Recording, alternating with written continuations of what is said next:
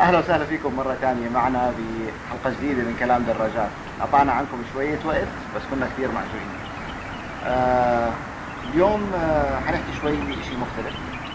هارلي ديفيدسون دبي أعطونا اثنين من الايكونز تبعون السبورتس اللي هم ال 48 والايرون، نجربهم اوفر ذا ويكند ونسوي زي ريفيو عنهم. طلعنا لقينا في كثير ريفيوز عن عائلة السبورتستر بشكل عام، كل التكنيكال اسبيكتس، كل القصص اللي لها علاقة بال 48 موجودة اوريدي.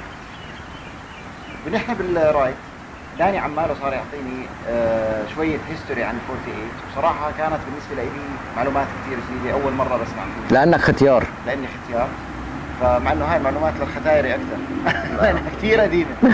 فداني أعطاني شوية معلومات عن السبورتستر وبالذات عن هذول الموديلين، شو الهيستوري تبعهم. أنا بصراحة ما كنتش أعرف ليش اسمه 48، امبارح عرفت. بس راح أترك هلا المايك مع داني يشرح لكم زي ما شرح لي إيش الموضوع، ويكون درس تاريخ.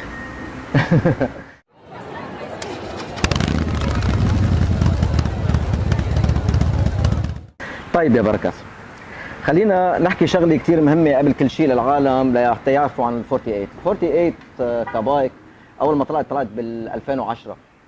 هلا السؤال اللي كان دائما نساله حتى وقت اللي كنا نروح انه ليش سموها 48؟ شو السبب لحتى سموا هالدراجات 48؟ طلعت الخبريه بكل بساطه انه ال 48 كبايك انعملت بال 2010. الجماعه رجعوا بالديزاين لسنة 1948 واخذوا التانك ديزاين اللي هو اسمه بينات من دراجة قديمة للهارلي ديفيدسون اللي هي سي 125. بالتالي لما ركبوه للتانك وصار سيجنتشر تانك بالنسبة للفاميلي تاعت سبورتستر اللي هي الايرون، ال 48، شوي 72، حبوا يعطوا نوع من الكوميموريشن، ما بعرف شو يعني كوميموريشن بالانجليزي، او يثبتوا الاسم او يعطوه نوع من الكريدت للدراجه القديمه تاعيتهم اللي هي السي 125، وسموا واحده من اللاين اب تاعيتهم بالفاميلي تاعيتهم 48. طيب دراجات ال 48 اذا بدنا نرجع شوي بالتاريخ لورا، هن بكل بساطة ار ديريفيشن، يعني طلعوا من دراجة قبلهم بالفاميلي، هاي بالفاميلي تاعت السبورتستر اللي هي النايتستر. النايتستر كانت لحدود ال 2010 دراجة تعتبر سبورتستر كلاسيك any way or another. حبوا يطلعوا بتعديل جديد يواكب العصرية تاعت البايكات او الموف بتاع الهارلي ديفيدسون. فطلعوا باثنين لاينز اللي هن الايرون واللي هن ال 48. وكانت هيدي بدايه شيء اسمه دارك كاستم عند هارلي ديفيدسون. دراجتين او اثنين ممبرز من الفاميلي اللي هن عن طريق الدارك كاستم صرت بتقدر تعمل شيء اسمه بوبر ستايل او تعدل دراجتك لتصير بوبر عند هارلي ديفيدسون.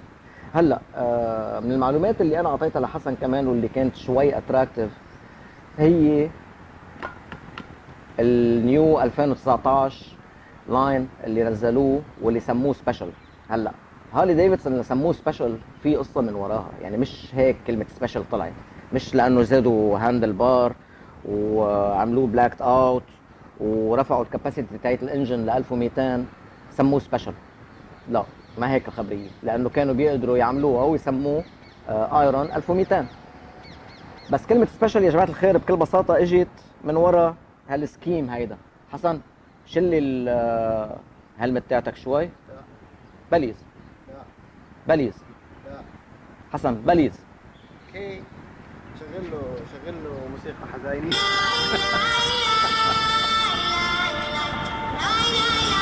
هلا بعد شوي بنعطيكم حكمة اليوم.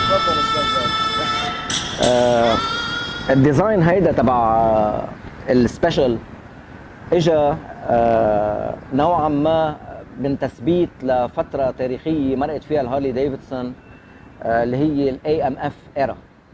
AMF stands for American Machinery Foundry.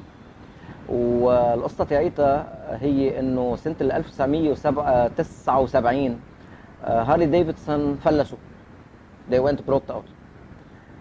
بالتالي اشترتها مجموعة AMF، وكانت هيدي أسوأ سنتين ثلاثة مرقت فيهم الهارلي ديفيدسون بحياتها، لما نحكي نحن ريلايبيليتي ولما نحكي ديزاين وايز. لأنه AMF إجمالا شركة كانت متخصصة بالبولينج، بالاكسسوارز والسبورتس، تجهيزات، خلينا نقول تجهيزات الرياضيه لرياضه البولينج، وفاتوا على موضوع ما لهم علاقه فيه. عشان هيك نحن دائما بنركز انه باي بزنس كنا نقول اذا هيدي على السايد، اذا صاحب البزنس للدراجات ما كان دراج حياته ما حينجح. اني فاتوا على المجموعه تاعت هارلي ديفيدسون وبلش يطلعوا باشياء غريبه. طلعوا لك ب سنو موبيل اللي هي السكيدو تاعت الثلج، طلعوا ب جولف كارز، طلعوا باشياء المهم جننته لمستر ويلي جي. ويلي جي رجع بوقت من الاوقات جمع مجموعه من الانفسترز عنده، مش عنده، جمع مجموعه من الانفسترز وذي بوت باك هارلي ديفيدسون من هال AMF او مجموعه AMF. وذي ستارتد the series which is FXR.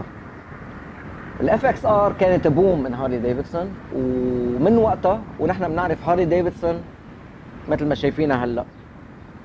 الحكي صار ب 1981، عشان هيك نحن بنلاحظ من 1981 مجرد ما طلعت الاف اكس ار لحديت اليوم هارلي ديفيدسون من نجاح لنجاح، وكرمالها عم تتطور وعم بترقي بحالها. هيدا الديزاين بيعكس AMF ايرا، ثبتوها أرخوها، بناء عليه طلعت هول الدراجتين اللي هن ال 1200 ايرون وال 48 1200 سبيشال. بالنسبه لهم اكيد زادوا عليها شويه اكسسوارز وهالشغلات هيدي كلياتها، بس بالنهايه ثبتوا اللحظه. طيب هيدي هي المعلومات يا مستر بركات. شكرا يا استاذ داني. طبعا هذا كان درس التاريخ لليوم، وان شاء الله جايينكم بكثير دروس تاريخ. داني خلص قرر يتخصص بالهيستوري، ف ان شاء الله تكون فادتكم الحلقه اليوم، وإلنا لقاء قريب ان شاء الله بكمان حلقه من كلام دراجات. شكرا.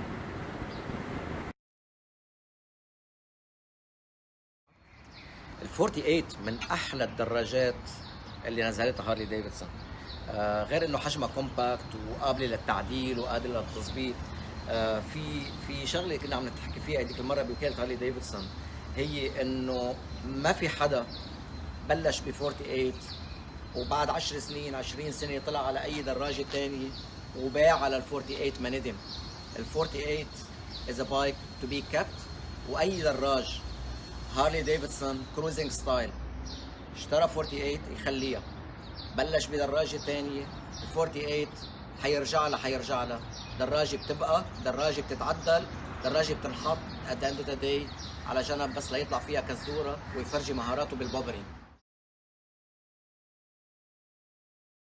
هلا بما انه هول الدراجتين اللي هن ال 1200 سبيشال ايرون و 48 منزلينهم هارلي ديفيدسون، في حال بلحظه من اللحظات هيدا الديزاين ما كمل كتثبيت للاي ام اف ايرا، المفارقه حتكون انه هول الدراجتين حيصيروا كولكتبل بايكس، لانه ما بقى يمكن بالتاريخ القريب ولا بالتاريخ البعيد نلاقي انه هارلي ديفيدسون ثبتت هالتاريخ هاللحظه على دراجه مثل ما عملت بالسبيشلز.